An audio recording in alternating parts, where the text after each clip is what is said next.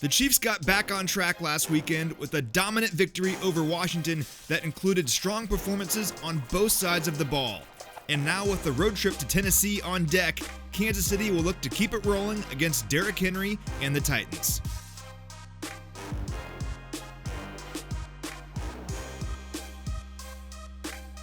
Patrick Mahomes tossed a pair of touchdown passes on Sunday, pushing his season total to an NFL most 18.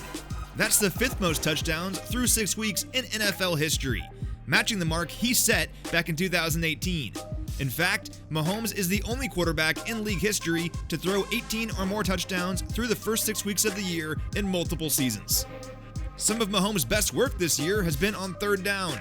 The Chiefs are converting on third down at a ridiculous rate, 60.3%. They were 11 of 17 on third down in last week's win over Washington, including a stretch of 8 straight conversions in the second half. And while the offense was racking up the yards last week, 499 to be exact, the defense turned in their best outing of the season, particularly in the second half.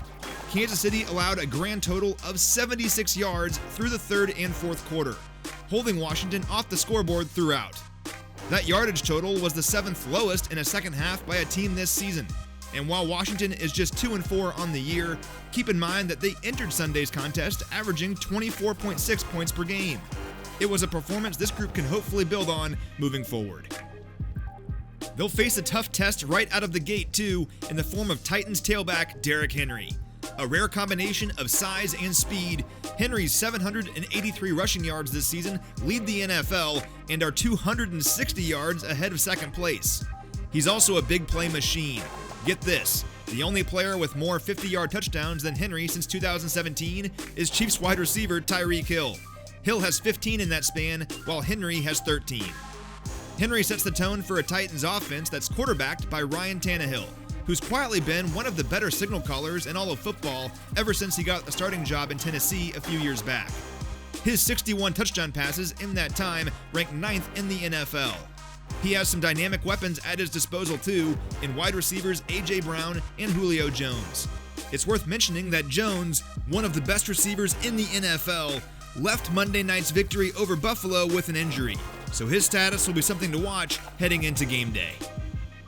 Lastly, the Chiefs' offense, which is averaging more than 30 points per game, will face a Titans defense on Sunday that excelled at creating pressure on Bills quarterback Josh Allen last week. Tennessee pressured Allen on 37% of his dropbacks, which was a significant spike in production when compared to their overall pressure rate of 25% on the season.